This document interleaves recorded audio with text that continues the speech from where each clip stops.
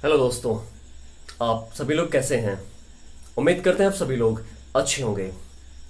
आज इस सेक्शन में हम लोग एक नया चैप्टर स्टार्ट करने वाले हैं। 12th फिजिक्स में 12वीं भौतिक विज्ञान में एक नया चैप्टर स्टार्ट करने वाले हैं जिसका नाम होगा वैद्युत परिपथ तथा किरचॉफ का नियम। ये चैप्टर काफी इंपॉर्टेंट चैप्टर होगा आपके बोर्ड एग्जाम के रिगार्डिंग और साथ ही साथ आपके प्रैक्टिकल के भी रिगार्डिंग, जो आप स्कूल में प्रैक्टिकल करने वाले हो। क्योंकि आपका 12th में 12वीं में बोर्ड प्रैक्टिकल एग्जाम होना होता है 30 नंबर का, तो उसमें भी एक अहम रोल निभाएगा ये चैप्टर। तो चलिए हम लोग इस चैप्टर को स्टार्ट करेंगे। इस चैप्टर में आप काफी कुछ सीखने वाले हो।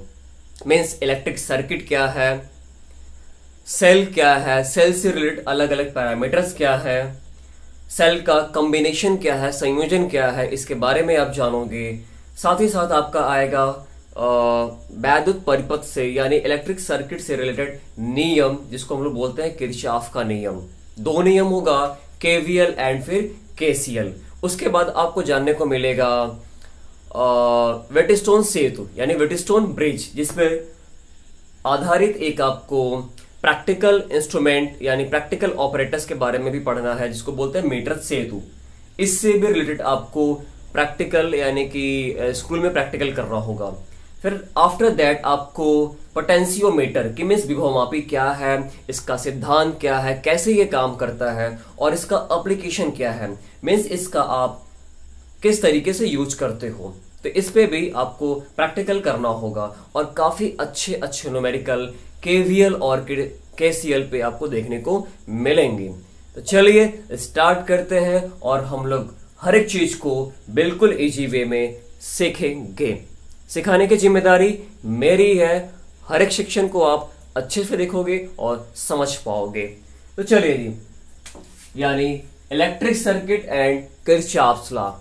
तो इस चैप्टर में सबसे पहले हम लोग जान लेते हैं भाई कि इलेक्ट्रिक सर्किट क्या होता है, मींस वैद्युत परिपथ क्या होता है। वैद्युत परिपथ, इलेक्ट्रिक सर्किट। तो वैद्युत परिपथ का मतलब क्या है भाई, यानी धारा या करंट, मीन्स विद्युत धारा, विद्युत धारा या आवेश। ठीक है, तो विद्युत धारा जिस रास्ते से होकर के चलती है, विद्युत धारा के चलने का रास्ता, एक बंद रास्ता, उसी को हम लोग क्या बोलते हैं, विद्युत धारा के चलने का एक बंद रास्ता ही क्या कहलाता है, वैद्युत परिपथ। ठीक है, जैसे कि आपके घर में वायरिंग होगा और ये वायरिंग में कई सारे आपका जो वायर लगे होते हैं, ठीक है, वो आपका इलेक्ट्रिक सर्किट ही है जिसपे करंट होकर के फ्लो कर रहा है, आवेश चल रहा है और आवेश की वजह से आपको करंट मिल रही है। ठीक है, तो यानी इससे होकर के आवेश चलता है, आवेश प्रवाहित होता है। या कहा जाए, क्योंकि भाई जब आवेश चलेगा तभी तो आपको करंट मिलेगी। पानी जब बहता है तभी आपका पानी का धारा बनता है। पानी अगर रुका हुआ है तो फिर पानी का धारा नहीं बनेगा। ठीक, ऐसे ही अगर आवेश चलेगा तभी तो आवेश का धारा बनेगा। तो आवेश के चलने का जो रास्ता होगा उसी रास्ते को हम लोग क्या बोलते हैं, इलेक्ट्रिक सर्किट या वैद्युत परिपथ। हम लोग के भी चलने का एक रास्ता होता है, ऐसे तो थोड़ी है कि जहां मन करे वहां से ही चल दिया। ठीक है, एक रास्ते को ही फॉलो करते हुए हम लोग आगे जाते हैं, एक जगह से दूसरे जगह, फिर वापस अपने घर पे चले जाते हैं। ठीक है, तो ये आपका रहा वैद्युत परिपथ। ठीक है, अब इसके बाद हम लोग जानेंगे वैद्युत सेल क्या होता है, इलेक्ट्रिक सेल क्या होता है। ठीक है, मीन्स हमारा अगला टॉपिक क्या है, वैद्युत सेल।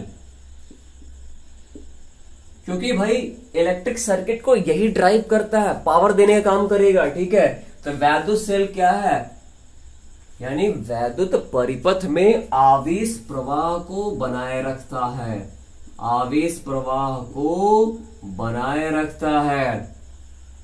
क्योंकि भैया आवेश प्रवाह होगा तभी धारा बहेगी, और जब धारा बहेगी तभी आपके जितने भी इलेक्ट्रॉनिक्स गैजेट्स हैं वो सारे काम करेंगे। Bulb, fridge, TV, cooler, AC, जो भी डिफरेंट इलेक्ट्रॉनिक्स गैजेट्स है वो तभी काम करेंगे जब आवेश का फ्लो होगा। आवेश का फ्लो होगा मीन्स करंट बहेगा। ठीक है, साथ ही साथ आप इसे, यानी एक सिंपल सी डेफिनेशन क्या बनी कि वैद्युत सेल एक ऐसा उपकरण है जो परिपथ में आवेश प्रवाह को बनाए रखता है। आवेश प्रवाह होगा तभी करंट बनेगी।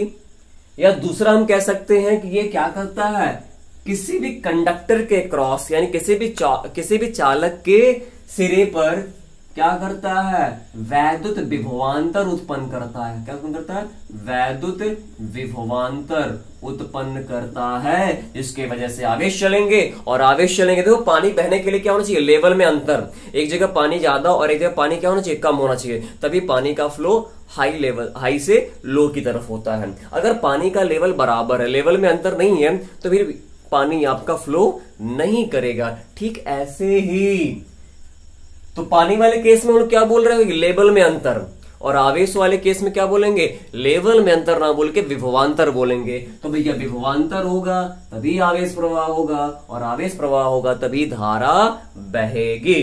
तो ये आपका रहा कि सेल क्या होता है, what do you mean by electric cell. तो इलेक्ट्रिक सेल के बारे में आपने जाना। अब ये इलेक्ट्रिक सेल कितने प्रकार का होता है, 2 प्रकार का होता है इलेक्ट्रिक सेल। अच्छा एक चीज और बता दें, इसका काम तो एनर्जी देना है, बट और क्या करता है, ये रासायनिक ऊर्जा को, किस ऊर्जा को, रासायनिक ऊर्जा को, केमिकल एनर्जी को किसमें कन्वर्ट करता है, वैद्युत ऊर्जा में। किसमें कन्वर्ट करता है, किसमें बदलेगा, वैद्युत ऊर्जा में। तो ये भी दिमाग में आपको बात रखनी है। सेल या बैटरी के अंदर घोल होते हैं, सोल्यूशन होते हैं, उनमें रिएक्शन होता है, केमिकल रिएक्शन होता है। इससे घोल आपका नॉर्मली H2SO4 हम लोग एसिड का इस्तेमाल करते हैं। वैद्युत अपघट्य पदार्थ इसके अंदर होगा। तो केमिकल रिएक्शन होती है, और केमिकल रिएक्शन की वजह से आपका रासायनिक ऊर्जा, और वो रासायनिक ऊर्जा आपका किसमें कन्वर्ट होती है, वैद्युत ऊर्जा में। तो अगर आपसे कोई पूछे कि वैद्युत सेल किस एनर्जी को किस में कन्वर्ट करता है, तो आपका आंसर होगा रासायनिक ऊर्जा को वैद्युत ऊर्जा में कन्वर्ट करता है। अब आगे अगर हम बात करें तो सेल कितने टाइप्स का होता है, सेल कै प्रकार का होता है भाई। सेल बेसिकली 2 टाइप्स का होता है। कितने प्रकार का होता है, 2 प्रकार का होता है। फर्स्ट अगर हम बात करें तो प्राथमिक सेल। कौन सा सेल, प्राथमिक सेल, जिसको इंग्लिश में बोलते हैं प्राइमरी सेल। क्या बोलते हैं, प्राइमरी सेल। और दूसरा होता है द्वितीयक सेल। दूसरा होता है द्वितीयक सेल, जिसको हम लोग बोलते हैं सेकेंडरी सेल। प्राइमरी सेल का सिंपल सा डेफिनेशन क्या है भाई, ये रिचार्जेबल नहीं है, ये रिचार्जेबल नहीं है। स्पेलिंग मिस्टेक हो गई, RECHARGABLE देख लेना। मीन्स इसको आप दोबारा चार्ज नहीं कर सकते हो। ये सीधे सीधे क्या करेगा, केमिकल एनर्जी को, रासायनिक ऊर्जा को, किस ऊर्जा को, रासायनिक ऊर्जा को किस में कन्वर्ट कर देता है, वैद्युत ऊर्जा में। किस ऊर्जा में, इलेक्ट्रिक एनर्जी में, वैद्युत ऊर्जा में कन्वर्ट करेगा। और ये नो रिचार्जेबल मीन्स इसे आप दोबारा चार्ज नहीं कर सकते हो। Means one time use and throw. इसे आप यूज किया और यूज करने के बाद जब ये अगर पूरी तरीके से डिस्चार्ज हो गया तो फिर आप इसको फेंकना ही पड़ता है। आपके घर में रिमोट में सेल लगाते होगे, बैटरी आती थी, वो आपका टार्च आता था, टार्च में भी आप सेल लगाते थे। तो वो सारे क्या है, वो सारे एग्जाम्पल किसके हैं, प्राइमरी सेल के एग्जाम्पल है। ठीक है, जिनको आप दोबारा चार्ज नहीं कर पाओगे वो प्राइमरी सेल में आ जाएगा। और ये क्या करेगा, सीधे सीधे रासायनिक ऊर्जा को वैद्युत ऊर्जा में कन्वर्ट करेगा। एग्जाम्पल रिमोट में सेल या जो टार्च में जो सेल लगता था। ठीक है, और अगर हम बात करें तो कुछ और भी एग्जाम्पल आ जाएंगे, शुष्क cell, dry cell, Leclanche cell, Daniell cell, ये सारे एग्जाम्पल है आपका किसका, प्राथमिक सेल का। ठीक है, डेनियल सेल भी आपको स्कूल में आपके लैब में देखने को मिलेगा। ठीक है, लैक्लांसिक सेल भी आपको लैब में देखने को मिलेगा। अब अगर हम बात करें अगर दूसरा वाला यानी द्वितीयक सेल, तो द्वितीयक सेल क्या है, सेकेंडरी सेल, यानी ये रिचार्जेबल होता है। ये रिचार्जेबल होता है मीन्स आप इसको दोबारा चार्ज कर सकते हो। अच्छा, ये करता क्या, पहले आपको ना इलेक्ट्रिक एनर्जी को किस एनर्जी में, रासायनिक ऊर्जा में, वैद्युत ऊर्जा को रासायनिक ऊर्जा में ये स्टोर करेगा। और फिर रासायनिक ऊर्जा यानी जो वैद्युत ऊर्जा को रासायनिक ऊर्जा में स्टोर किया, फिर हमें वही क्या करेगा, वैद्युत ऊर्जा के रूप में फिर से दोबारा मिल जाएगा। यानी इसमें आप सबसे पहले वैद्युत ऊर्जा को रासायनिक ऊर्जा में कन्वर्ट करोगे, मतलब ये स्टोर करता है, फिर वही रासायनिक ऊर्जा हमें दोबारा वैद्युत ऊर्जा के रूप में मिल जाता है। और इसकी सबसे सिंपल सी बात है कि ये रिचार्जेबल है, आप इसे दोबारा चार्ज कर सकते हो, आवेशित कर सकते हो, मतलब चार्ज करा, यूज किया, डिस्चार्ज हो गया, फिर दोबारा भी फिर चार्ज करो। तो यहाँ पे चार्जिंग डिस्चार्जिंग की प्रोसेस जो है चलती रहती है जो, ठीक है। बट आप यहाँ पे चार्ज नहीं कर सकते थे। इसके एग्जाम्पल की बात करें तो सिंपल से जो भी आप चार्ज कर पा रहे हो, जैसे आपके घर में इन्वर्टर लगा होगा, इन्वर्टर में बैटरी है, देखो ना वो कंटिन्यूअस चार्जिंग डिस्चार्जिंग प्रोसेस में चलती रही रहती है जो है, ठीक है। और कैमरे में भी सेल लगते हैं, वो भी क्या होते हैं, रिचार्जेबल होते हैं। तो सिंपल सी बात है, जो भी रिचार्जेबल होगा वो द्वितीयक सेल में आ जाएगा, सेकेंडरी सेल में आ जाएगा। एग्जाम्पल की बात करें तो इसका एग्जाम्पल होता है सीसा संचायक सेल, लेड एक्यूमुलेटर, सीसा संचायक सेल। और दूसरा होता है क्षारीय संचायक सेल, क्षारीय संचायक सेल। तो ये इसके एग्जाम्पल है। क्या है, चैप्टर के एंड में हम लोग इसके बारे में पूरा डीप में पढ़ेंगे कि इसका कंस्ट्रक्शन कैसा होता है, किस तरीके से ये चीजें बनी होती हैं, ठीक है। तो ये आपका रहा किसके बारे में, सेल के बारे में। अब सेल से रिलेटेड कुछ पैरामीटर्स होते हैं जिनकी जब भी सेल की बात की जाएगी तो ये बार बार इनका जिक्र होगा। तो वो पैरामीटर्स कौन कौन से हैं उनके बारे में जानते हैं। चलिए आगे जानते क्या है वो। तो सेल के बेसिकली 3 पैरामीटर्स के बारे में बात करना होता है। फर्स्ट आपका है विद्युत वाहक बल, इसको बोलेंगे electromotive force, EMF, electromotive force EMF. और सेकंड आपका क्या है, टर्मिनल विभवांतर, टर्मिनल पोटेंशियल डिफरेंस। और तीसरा क्या आपका, आंतरिक प्रतिरोध, इंटरनल रेजिस्टेंस। विद्युत वाहक बल को हम लोग किससे लिखेंगे, ई से, ई से रिप्रेजेंट किया जाएगा, ठीक है। अब एक आपका ई फर्स्ट चैप्टर में आया था, वैद्युत क्षेत्र का कूलाम का नियम, यानी वैद्युत आवेश था, वैद्युत क्षेत्र का चैप्टर था। तो वहां पे आपका आता था एक ई, और उस ई को हम लोग बोलते थे, उस ई को बोलते थे वैद्युत क्षेत्र की तीव्रता, वैद्युत क्षेत्र की तीव्रता बोली जाती थी। और जिसका अगर आपको मात्रक याद हो तो मात्रक होता था न्यूटन प्रति कूलाम। मीन्स ये पर कूलाम पे लगने वाला बल होता था, पर कूलाम पे लगने वाला बल होता था। फिलहाल यहां पे भी जरा देखो, यहां पे भी क्या कर दिया भैया, ई से कर दिया। लेकिन इस ई और इस ई, ये दोनों ई क्या है, एक नहीं है, दोनों ये अलग है और ये क्या है, अलग है, ठीक है। हाँ, एक भले से एक लेटर से रिप्रेजेंट कर दिया गया, बट आप कंफ्यूज मत होना। देखो भाई ये चीजें अलग है, ये पर कूलाम पे लगने वाला बल है, और ये क्या है, ये अभी मैं बताऊंगा। अगर इसका यूनिट अभी बताऊंगा यहाँ पे आगे आपको, तो इसका यूनिट होता है ना जूल प्रति कूलाम। जूल प्रति कूलाम मीन्स प्रति कूलाम पे किया गया कार्य, या प्रति कूलाम को दी गई एनर्जी। तो ये प्रति कूलाम पे किया गया कार्य है या एनर्जी है, और ये यहां पे क्या है भाई, बल हुआ करता था। तो दोनों में कंफ्यूज मत होना, ये ई अलग है और ये ई अलग है, ठीक है। यानी कि जूल प्रति कूलाम को दिया गया एनर्जी, ठीक है। तो दोनों ही चीजें अलग अलग है। नाम में छुपा होगा आपको बल, ठीक है, विद्युत वाहक बल, जो वो कंफ्यूज करने के लिए इनफ है। बट भैया आपको कंफ्यूज नहीं होना है, बिल्कुल भी कंफ्यूज नहीं होना है। मैंने आपको बता दिया कि वैद्युत क्षेत्र की तीव्रता ये फोर्स, ये बल है, और ये क्या है, बल नहीं बल्कि क्या है, एनर्जी है, ठीक है। हाँ, वो अलग बात है कि बल लगाने के लिए हमें एनर्जी चाहिए, एनर्जी रहेगा तभी आप बल लगा पाते हो, एनर्जी नहीं है तो आप क्या ताकत लगा पाओगे, क्या बल लगा पाओगे, नहीं लगा पाओगे ना, ठीक है। तो चलिए जी, अब इनको डिफाइन करते हैं कि इनको कैसे परिभाषित करेंगे। तो सबसे पहले हम लोग जानते हैं विद्युत वाहक बल के बारे में। तो देखो, ये आपका एक सर्किट है, ये आपका एक सर्किट है, इसमें आपका सेल, ये सेल का सिंबल है, ठीक है। ये आपका पॉजिटिव, प्लस, और ये आपका क्या होता है, माइनस। मीन्स इसमें एक बड़ी वाली प्लेट क्या होती है, पॉजिटिव, और छोटी वाली क्या होती है, माइनस होता है, ठीक है। तो ये सेल को मैंने बना दिया, ठीक है, ये बॉक्स बना देते हैं ताकि ये मालूम पड़े कि हाँ ये सेल वाला हिस्सा है।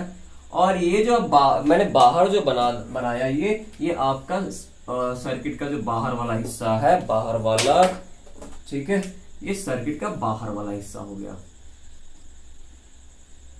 ठीक है।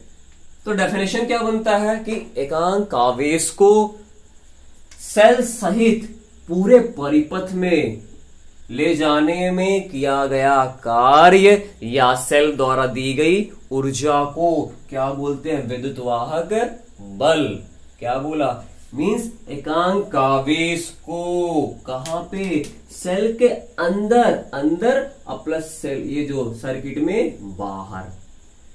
तो मींस एकांक आवेश को सेल से मींस अंदर पूरे परिपथ में, मींस यहां बाहर, यानी यहां से यहां फिर यहां से यहां ले जाने में सेल द्वारा जो दी गई ऊर्जा होती है, उस ऊर्जा को हम लोग बोलते हैं विद्युत वाहक बल, और इसे लिखते हैं E से, और इसका फॉर्मूला होता है W/Q। तो विद्युत वाहक बल का फॉर्मूला ये है। मात्रक के बारे में बात करोगे तो ये आपका जूल हो जाएगा, और इसका मात्रक हो जाएगा कूलाम। तो जूल प्रति कूलाम, और जूल प्रति कूलाम को ही हम लोग क्या बोलते हैं? वोल्ट। तो इसका मात्रक क्या है? यूनिट क्या है? वोल्ट है। अब बात करेगा टर्मिनल विभवांतर का। तो टर्मिनल विभवांतर क्या है? सेल के अंदर नहीं। अब हम बात करते हैं टर्मिनल विभवांतर के बारे में। तो टर्मिनल विभवांतर है क्या? यानी एकांक आवेश को बाह्य परिपथ में एक बिंदु से दूसरे बिंदु तक ले जाने में किया गया कार्य। विद्युत वाहक बल में क्या था कि भैया एकांक आवेश को बाह्य परिपथ में प्लस सेल के अंदर भी लेके जा रहा था, लेकिन इसमें क्या होगा कि एकांक आवेश को बाह्य परिपथ में एक बिंदु से दूसरे बिंदु तक ले जाने में जो किया गया कार्य होगा या सेल के द्वारा जो एनर्जी दी जाएगी, उसी ऊर्जा को हम लोग क्या बोलते हैं? टर्मिनल विभवांतर कहते हैं। ये कार्य हम और आप नहीं करेंगे, कौन करेगा? सेल करेगा। आवेश को भाई चलाने के लिए चलेगा तभी तो करंट बहेगा, करंट बहेगा तभी तो fan, bulb, fridge, TV, cooler, AC सारे काम करेंगे। तो इनको काम या एनर्जी देने का काम कौन करेगा?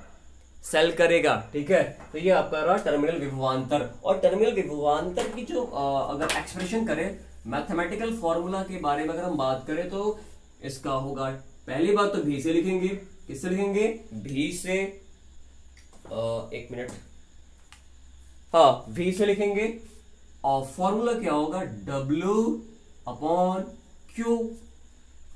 दोनों जगह चीजें सेम लिखी गई हैं, बट यहां पे W का मतलब क्या? EXT, एक्सटर्नल, यानी एकांक आवेश को बाह्य परिपथ में ले जाने में, सेल के अंदर नहीं, ठीक है। तो WEXT/Q जूल है अपॉन कूलाम। तो इसका भी मात्रक क्या होगा? वोल्ट होगा। इसका भी मात्रक क्या होगा? वोल्ट होगा। अब हम बात करते हैं आंतरिक प्रतिरोध के बारे में। इंटरनल रेजिस्टेंस क्या है? तो जैसे देखो, जब भी किसी वायर में करंट बहता है ना, कोई भी चालक तार है, लोहा, सोना, तांबा, चांदी, घर में हम लोग के नॉर्मली क्या है, जो भी वायरिंग आप करवाते हो तो कॉपर वायर या फिर एल्यूमिनियम वायर। बाकी सोना चांदी अब इतना कॉस्टली आप इसको इस्तेमाल तो करोगे नहीं, जो है, ठीक है। तो जब भी किसी तार में करंट बहता है ना, धारा बहती है, करंट बहता है, तो ये तार क्या करता है? ये जो तार है, चालक तार, ये धारा के बहने का क्या करता है? विरोध करता है, अपोज करता है, ठीक है। और उसको हम लोग बोलते थे वैद्युत प्रतिरोध। ये विरोध होना चाहिए, लेकिन बहुत ज्यादा नहीं और बहुत कम नहीं। बहुत ज्यादा हो गया तो फिर क्या हो जाएगा? करंट का फ्लो रुक जाएगा, मींस चार्ज का फ्लो रुक जाएगा, तो करंट का फ्लो भी क्या हो जाएगा? रुक जाएगा। और एक केस तब बनती है जब हम लोग क्या करते हैं? स्विच को ऑफ कर देते हैं, तो रेजिस्टेंस इतना ज्यादा, मींस बीच में गैप हो गया, जिसकी वजह से चार्ज का फ्लो रुक जाता है और करंट का बहना भी रुक गया, तो पंखा भी रुक गया, बल्ब भी रुक गया, या जो कुछ भी है, ठीक है। तो रेजिस्टेंस होना चाहिए, लेकिन बहुत ज्यादा नहीं होना चाहिए। दूसरी चीज, बहुत कम भी नहीं होना चाहिए। अगर काफी ज्यादा कम रेजिस्टेंस हो जाता है तो सर्किट क्या हो जाएगी? शॉर्ट कर जाएगी, शॉर्ट सर्किट हो जाती है, ठीक है। तो यानी कि रेजिस्टेंस बहुत ज्यादा नहीं, बहुत कम नहीं। तो जो जिस तरीके से कोई भी चालक तार क्या करता है? धारा के बहने का विरोध करता है, उसी प्रकार सेल के अंदर का जो पदार्थ है, ये अगर सेल है ये पॉजिटिव नेगेटिव, इसके अंदर ये आपका प्लेटें होती हैं, ठीक है। तो इसके अंदर का जो घोल है, ये जो घोल है या जो इसके अंदर का पदार्थ है, ये भी क्या करता है, धारा प्रवाह का विरोध करता है, मीन्स धारा के लिए रेजिस्टेंस लगाता है, ठीक है। और इस रेजिस्टेंस को हम लोग बोलते हैं, इस प्रतिरोध को बोलते हैं आंतरिक प्रतिरोध। तो सर्किट जो लगा रही है, यानी जो बाह्य परिपथ लगा रहा है, वो हम लोग प्रतिरोध, तार लगा रहा है, ठीक है, पंखा, बल्ब, ये सारे जो रेजिस्टेंस लगाएंगे तो वो तो प्रतिरोध उसको बोलते हो। लेकिन जो सेल रेजिस्टेंस लगाएगी, सेल जो प्रतिरोध लगाएगा, उसको हम लोग क्या बोलते हैं, आंतरिक प्रतिरोध। प्रतिरोध जैसे हम लोग रास्ते में फ्लो कर रहे हैं ना, हम लोग रास्ते पे चल रहे हैं, वो हम लोग के लिए सर्किट है। आप यहां से घर से कहीं और जाते हो, फिर वापस उसी रास्ते से आप होकर के आ रहे हो, तो रास्ता भी क्या करता है, आप चाहे साइकिल से जा रहे हो, चाहे पैदल जा रहे हो, चाहे जिससे भी जा रहे हो, तो रास्ता भी क्या कर रहा है, आपके जाने का विरोध कर रहा है, ठीक है। वो रेजिस्टेंस होना चाहिए, लेकिन बहुत ज्यादा का मतलब क्या है, रास्ते में अगर गड्ढे या खाई खोद दिए जाए, काफी बड़े बड़े गड्ढे बना दिए जाए, तो आपका फ्लो रुक जाएगा। और अगर रेजिस्टेंस बहुत कम हो, मीन्स रास्ते पे क्या है, सड़क पे एकदम ग्रेनाइट मार्बल लगवा दिया, और भी विरोध को कम करने के लिए उस पर ग्रीस या ऑयल लगा दिया, क्योंकि आपका विरोध हो रहा है और वो किसकी वजह से हो रहा है, घर्षण की वजह से हो रहा है। तो हमने क्या किया, बिल्कुल एकदम स्मूथ चिकना प्लेन बना दिया, और उस पर भी ऑयल एंड ग्रीस, तो फिर क्या होगा, तो भी आप नहीं चल पाओगे, तुरंत ही स्लिप करके गिर जाओगे। तो रेजिस्टेंस होना जरूरी है, ठीक है, एक प्रॉपर होना चाहिए, ठीक है, बहुत ज्यादा नहीं, बहुत कम नहीं। तो ऐसे यहां पे आपका सेल जो रेजिस्टेंस लगाएगा, सेल के अंदर का जो घोल लगाएगा रेजिस्टेंस करंट के लिए, उसको हम बोलते हैं आंतरिक प्रतिरोध। और इसे किससे लिखते हैं, स्मॉल आर से। किससे लिखते हैं, स्मॉल आर से। और इसका भी मात्रक क्या होगा, ओम। जो सर्किट लगा रहे थे, सर्किट में बाहर जो कंपोनेंट्स जो है, वो जो रेजिस्टेंस लगा रहे थे, जो तार लगा रहा है, उसके रेजिस्टेंस को हम लोग आर से, कैपिटल आर से, बड़े वाले आर से लिखते थे। उसका भी मात्रक क्या होता था, ओम होता था। अब ये जो सेल का रेजिस्टेंस है, सेल जो रेजिस्टेंस लगाएगी, सेल का जो अंदर का मटेरियल, जो अंदर का घोल जो लगाएगा रेजिस्टेंस, वो तो आंतरिक प्रतिरोध है। अब ये किन किन चीजों पे डिपेंड करता है, मीन्स क्या बढ़ने पे ये बढ़ जाएगा और क्या करने पे ये घट जाएगा।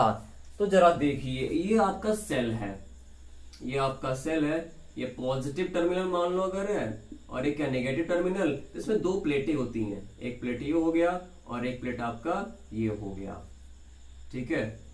ये आपका पॉजिटिव प्लेट हो गया और ये आपका क्या हो गया, नेगेटिव प्लेट हो गया। तो जो ये आंतरिक प्रतिरोध है, वो सबसे पहली बात कि जो प्लेटों के बीच की जो डिस्टेंस होती है, जो दूरी होती है, प्लेटों के बीच की दूरी के क्या होती है, डायरेक्टली प्रोपोर्शनल होती है, अनुक्रमानुपाती होती है। मीन्स अगर प्लेटों के बीच की दूरी क्या है, प्लेटों के बीच की दूरी क्या होगी, ज्यादा होगी, तो आंतरिक प्रतिरोध का मान भी क्या होता है, ज्यादा होता है, ठीक है। तो फर्स्ट चीज इस पे डिपेंड कर रही है। एंड सेकंड किस पे डिपेंड कर रही है भाई, सेकंड क्या है, यानी जो इसके अंदर का जो घोल है, जो इसके अंदर का घोल है H2SO4 का, हम लोग क्या करते हैं, डिस्टिल्ड वाटर में हम लोग उसको डाइल्यूट करके इसके अंदर डाले रहते हैं ना, ताकि केमिकल रिएक्शन अच्छे से हो सके।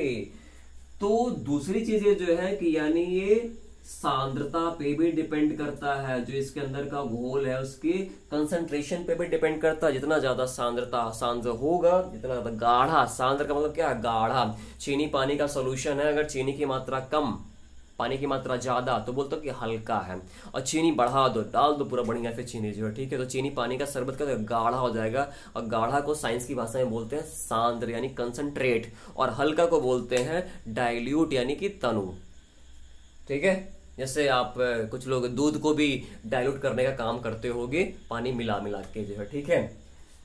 तो अभी पानी नहीं रहता होगा तो दूध का गाढ़ा, और जब अभी गर्म करते हो तो पूरा मलाई का लेयर एक मोटा मोटा सा बनता होगा जो, ठीक है। और अगर वही पानी पूरा डाइल्यूट बढ़िया से कर दिया है तो फिर वो लेयर बड़ी ही हल्की सी बनती भी नहीं है, ठीक है।